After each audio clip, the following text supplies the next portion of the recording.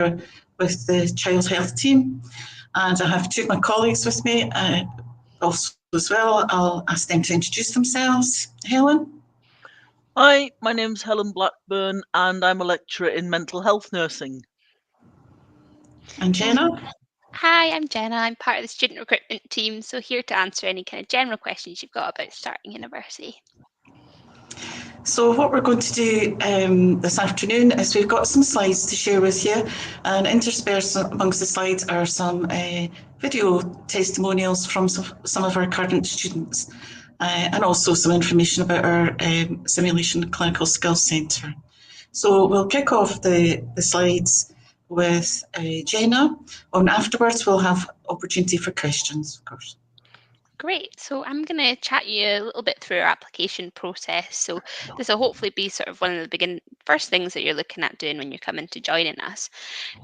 So for our entry requirements, we have our kind of standard entry requirements coming from school, but I imagine possibly if you're thinking about coming back into education, then school might feel like too long ago to even be thinking about.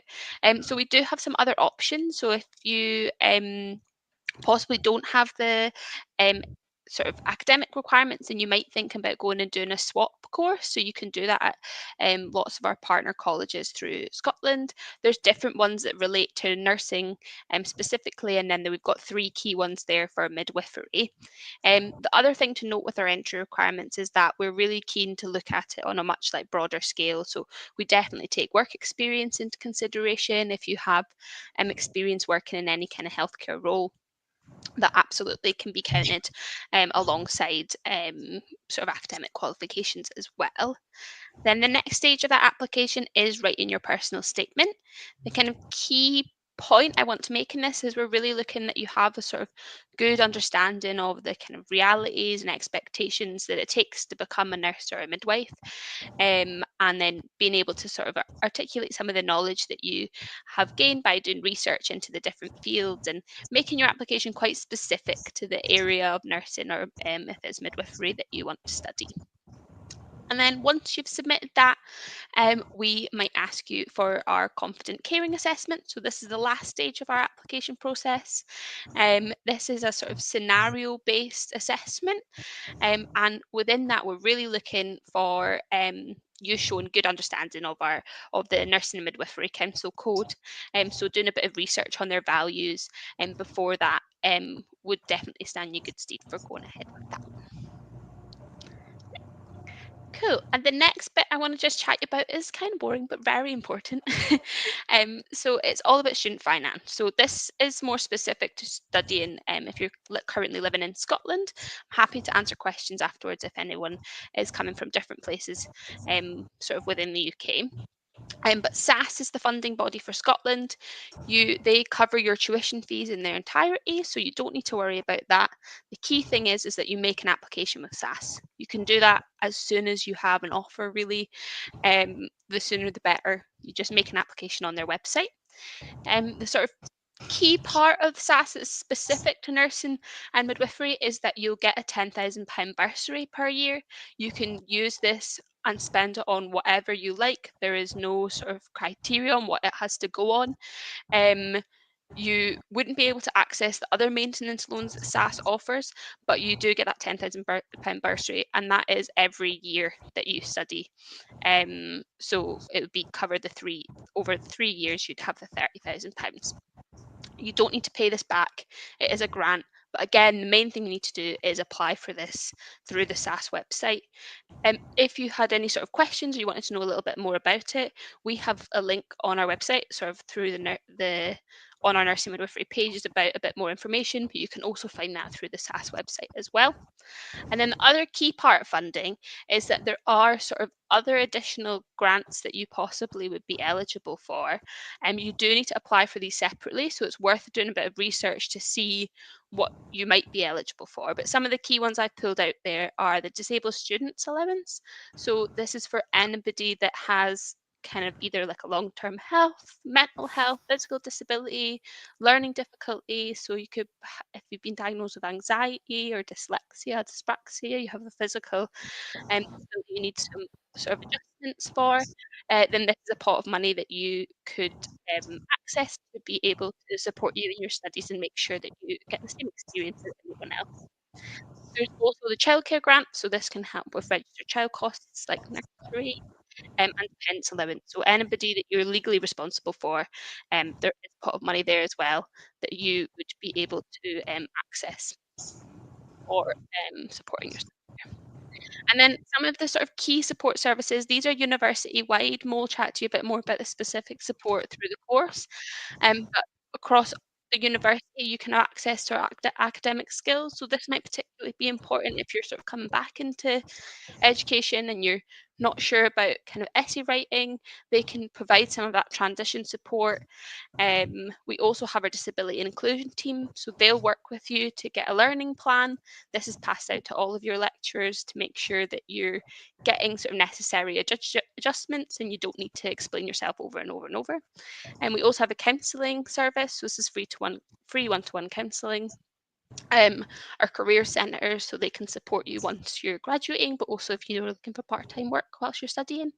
And then our student finances, they help with looking at any kind of additional funding through SAS, but they can also help you with sort of budgeting, debt management. They might be able to support you in financial emergencies as well. So just worth noting that we have a lot of great support services that you can access throughout the entire time that you study with us. So I think we're going to play you a little video now, sort of a testimonial from one of our students. Hi, my name is Emma and I'm a third year child health student nurse at Napier.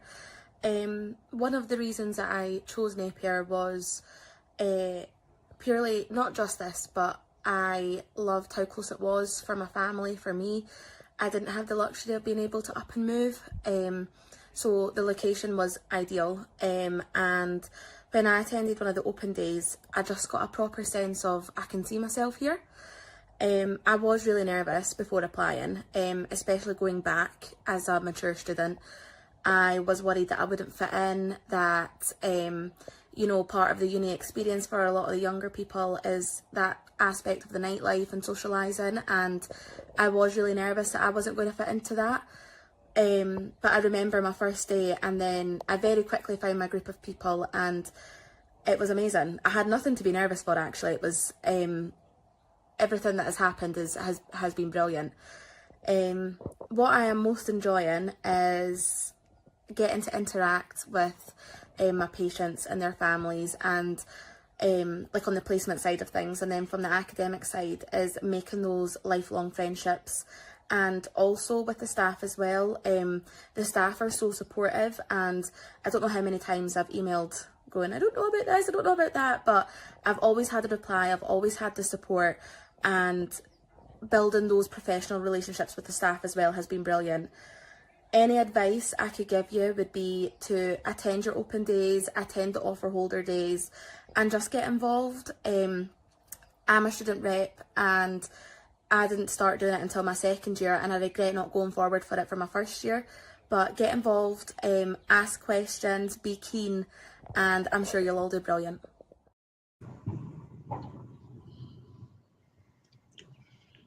That was Emma Louise. So can we go back to the slides? Next slide.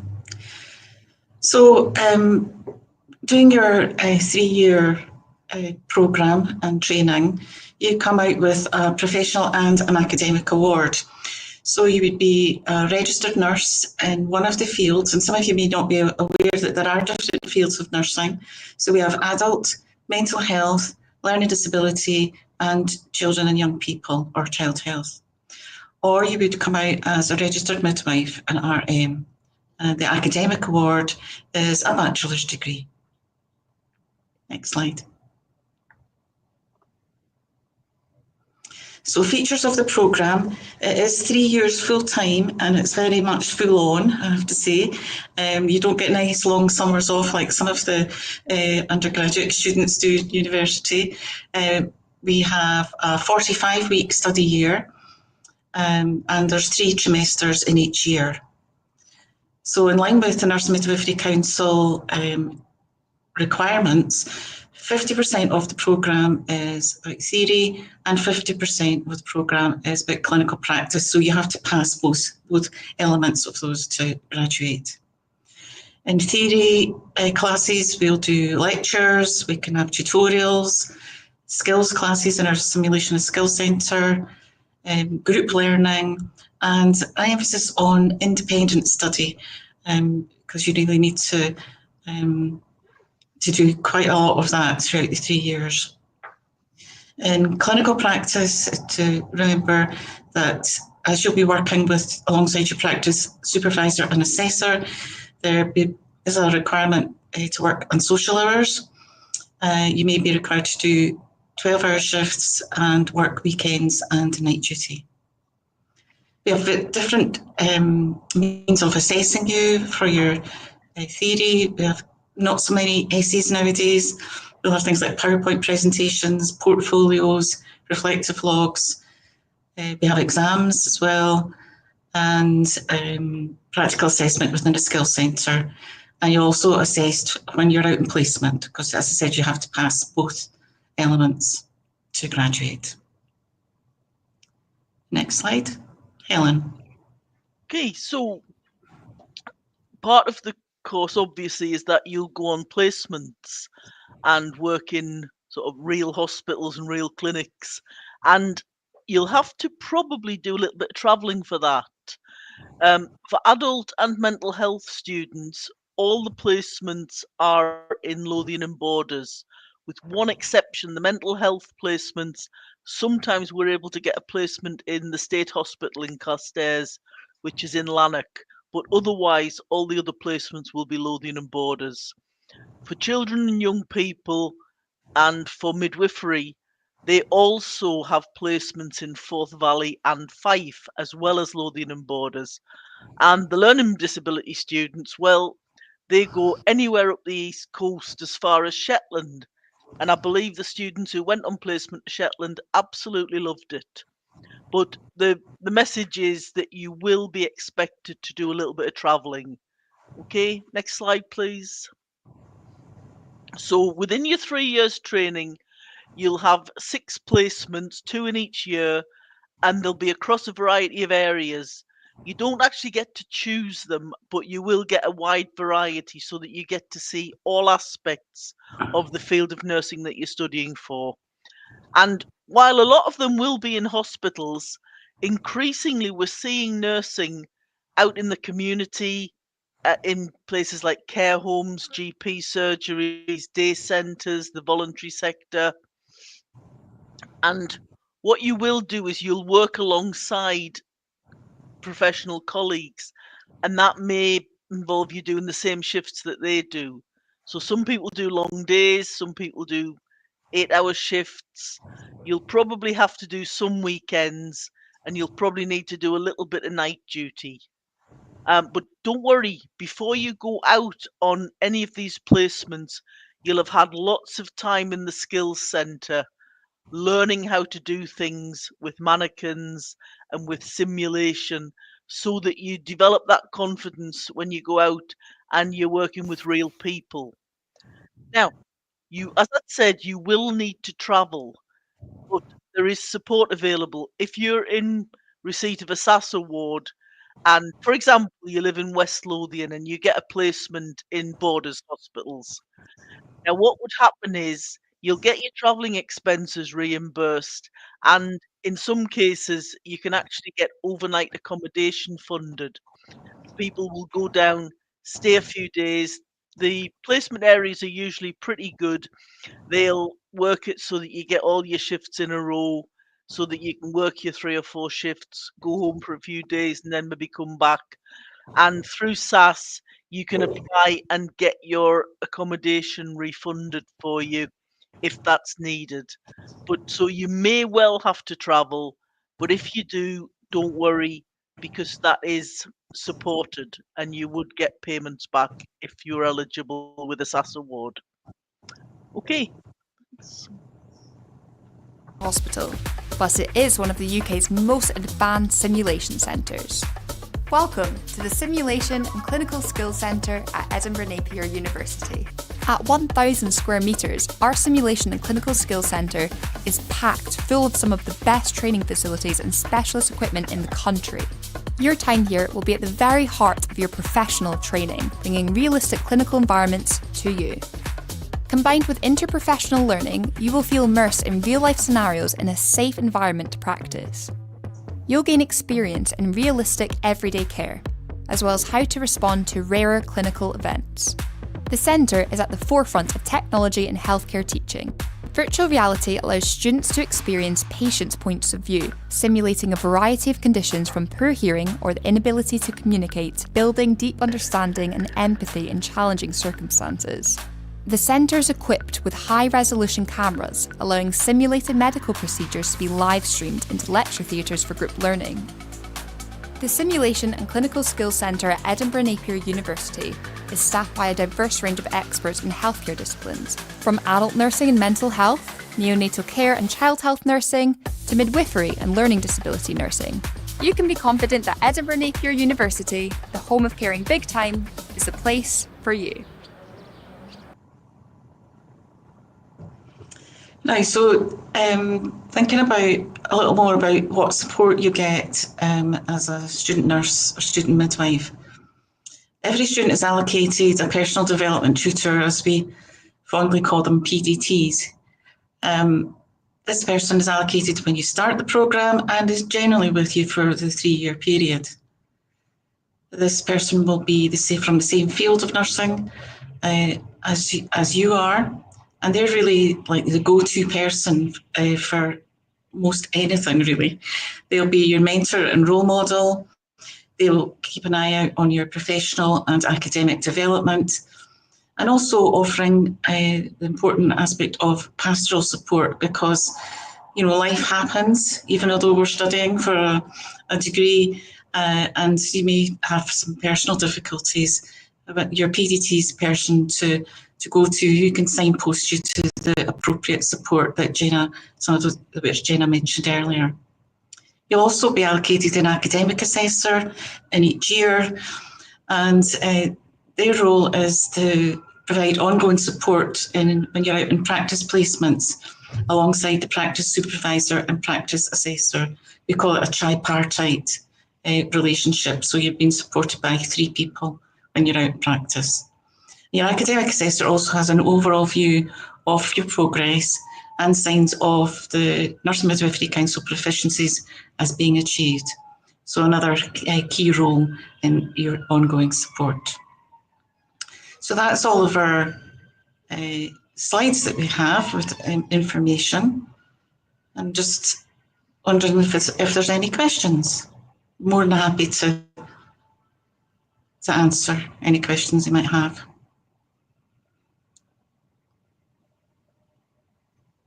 Oh no, we're going to show a video, sorry.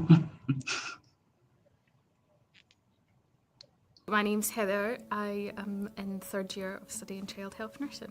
As a child, my sister was always in hospital when she hadn't been well, and it was the nurses that looked after her that inspired me, and they still, like, I work alongside some of them now, and I still think they're every bit as amazing now as I did back then. I think I was quite comfortable coming into uni as an older student. I was really happy with how the uni works around my childcare and things like that. The flexibility that I had was great for me around working in childcare, and it's the only uni that I actually came to see on open days, and I'd been around the skills centre and I knew what it looked like, so I just felt really comfortable and I knew that's where I wanted to be. I've got such an amazing group of friends I've met for university. I've met so many nurses and made good friends out in practice as well, so it's been the best. I love going out on placements.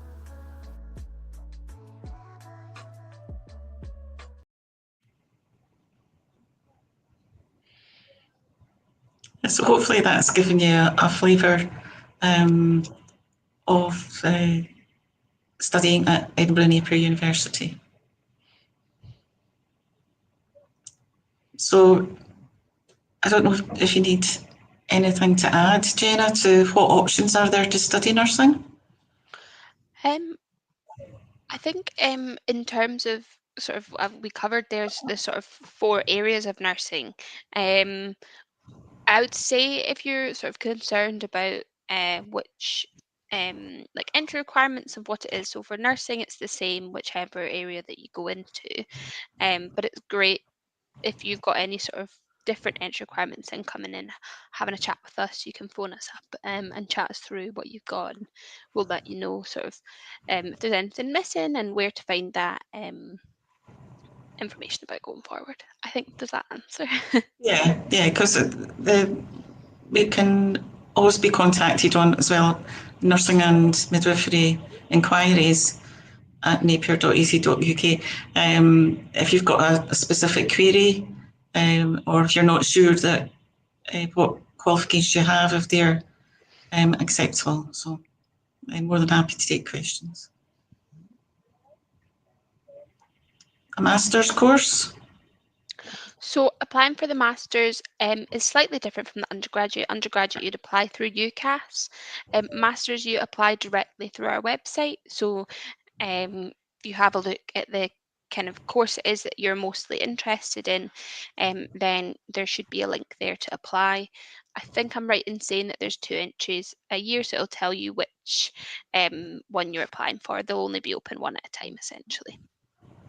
I think it's January, September, isn't it? Yeah.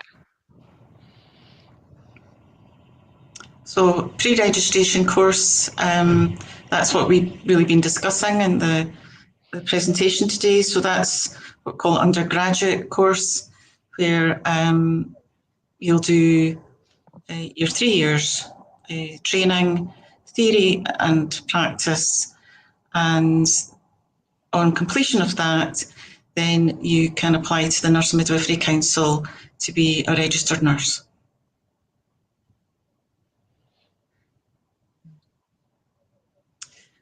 Time commitment, it varies. I think, are we thinking about time attending campus? It's usually about 2 days a week, certainly within the first trimester, because you don't go out into practice until the end of the second trimester. So what we call front load you with all the theory first before you go out and practice. So it's usually about 2 days a week coming on campus, but of course it's a full-time course, so you would need to really be able to commit to full-time hours in terms of your studying, independent study and preparation for things like tutorials and of course your assessments.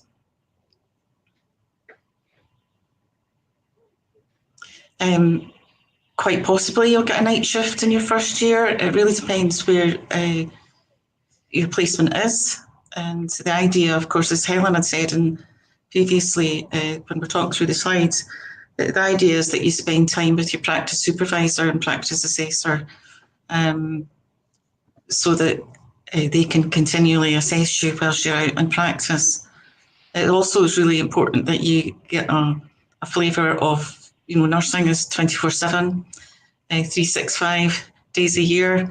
So it's important that you get to see all aspects of that care being delivered.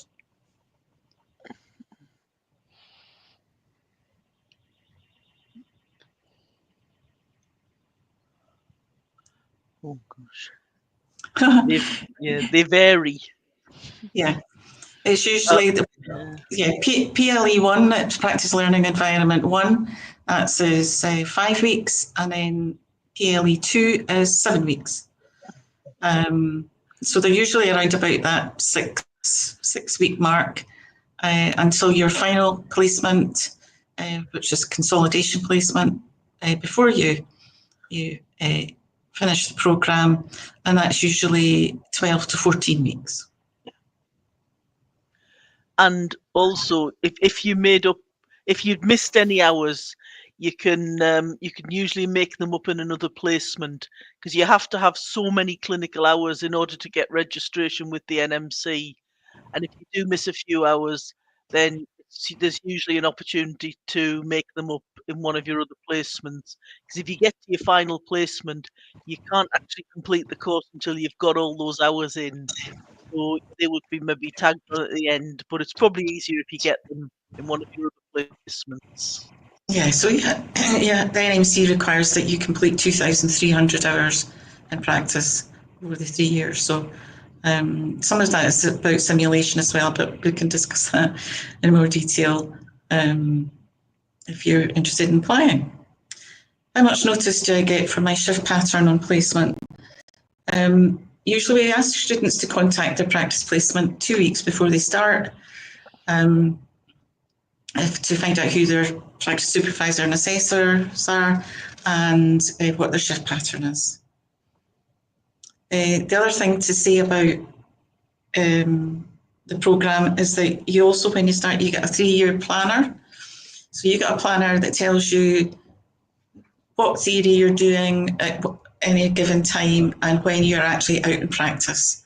So you know you've got that 3 years mapped out for you when you start, and also very importantly when your holidays are, because you need to have your holidays too. So you shouldn't therefore book holidays outside of those times, because it can really affect your studies if you miss too much.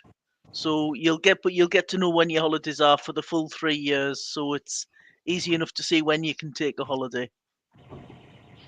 In terms of entry requirements, so for the 4 areas of nursing, they are roughly the same. I mean, we would take into consideration different experience you have.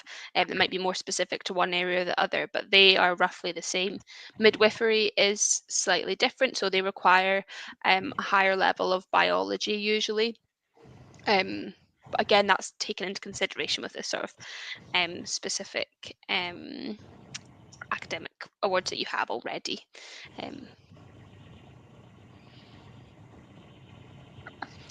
Yes, you can spend the bursary on anything. It's given straight to you, and it's up to you on what you spend it on.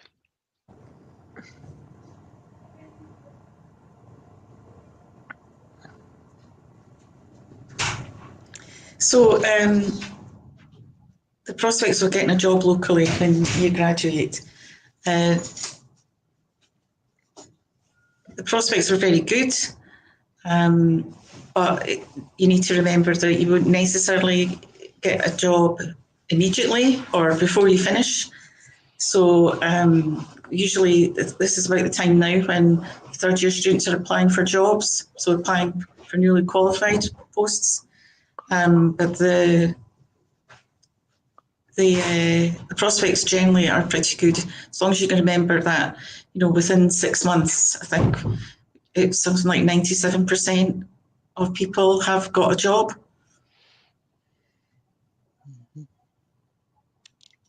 And I think that's our last question. So you see that web address there, napier.ac.uk/nursing. If you'd like to visit there, you'll get all the information that you need to think about what field of nursing or indeed midwifery you're interested in studying for. And there's also links to things like SAS and how to contact us if you've got any questions. Great, thank you very much. Thank you very much for your attention. Thanks, folks.